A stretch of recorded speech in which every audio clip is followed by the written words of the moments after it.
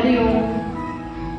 योग चैतन्य सेंटरच्या तर्फे आपण 21 दिवस 21 योगासने पाहणार आहोत. जागतिक योगा दिनानिमित्त आपण ही योग शृंखला चालू ठेवणार आहोत. तर 21 दिवस 21 योगासने आपण करून पाहणार आहोत.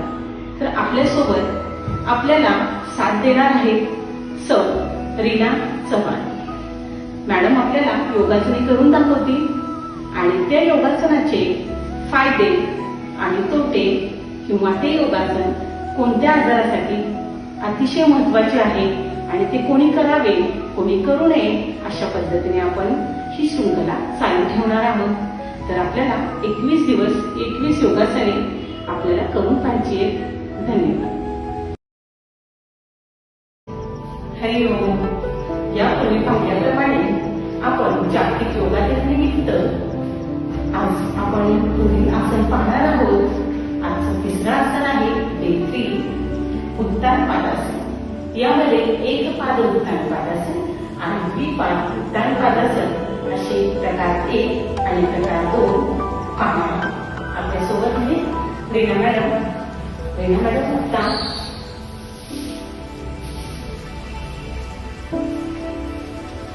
मध्ये गेलेली आहे.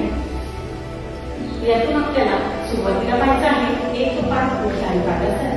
यामध्ये आपल्याला श्वास घेत घेत डावा पाय पुढला न वापरता कमरेतून जास्तीत जास्त वरच्या दिशेने 90 सेंटीग्रेडला आणून ठेवायचा आहे.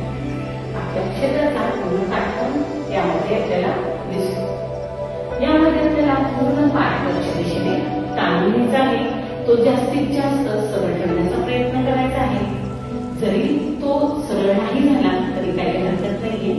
आपल्याला जी स्थिती येते त्या स्थितीमध्ये आपल्याला थांबण्याचा प्रयत्न करायचा आहे. सावकाश आपल्याला श्वास सोडत सोडत पाय ठेवायचा. याच पद्धतीने आपण उजव्या पायाने पाहणार आहोत. सावकाश श्वास घेत घेत उजवा पाय जास्तीत जास्त कमरेतून वरच्या दिशेने ताणून घ्यायचा आहे. यामध्ये गुडघा आपल्याला वाकू द्यायचा नाहीये. तर छान पेट्या ही जी पोझिशन आहे ती घेतलेली आहे. सावकाश आपल्याला श्वास सोडत सोडत पाय जास्तीत जास्त ठेवायचा आहे. हा झाला उत्तान पादासन प्रकार 1. आता आपण पाहणार आहोत उत्तान पादासन प्रकार 2. यामध्ये आपल्याला दोन्ही पाय जोडलेले ठेवायचे. दोन्ही हात शरीराच्या बाजूलाच ठेवणार आहोत.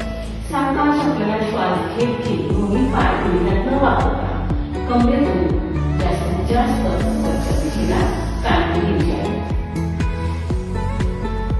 आणखी थोडे वरती घ्यायचा प्रयत्न करायचा आहे. जेवढे जावे पर्यंत आपल्याला ते आसन टिकवण्याचा प्रयत्न करायचा आहे. या आसनामध्ये आपल्या पूर्ण पायाच्या मांड्यांचा जो ताण आहे तो चांगल्या प्रकारे आपल्याला अनुभवायला मिळतो. त्याचप्रमाणे पोटातील अंतःस्रावी मोठ्याकडे याच्यावरती त्याचा चांगल्या पद्धतीने ताण आपल्याला निर्माण होतो. त्यामुळे पचनाचे गॅसेसचे विकार कमी करायला मदत होते. सावकाश आपण श्वास सोडत सोडत पाय व्यवस्थित ठेवणार आहे. तर यामध्ये आणखी एक फायदा असा आहे की आपल्याला पायापासून म्हणजे मांड्यांपासूनच जे अशुद्ध रक्त आहे ते छातीकडे जायला मदत होते. म्हणजे हृदयाकडे जाण्यासाठी मदत होते. तर हे जे आसन आहे ते अतिशय उपयुक्त आहे.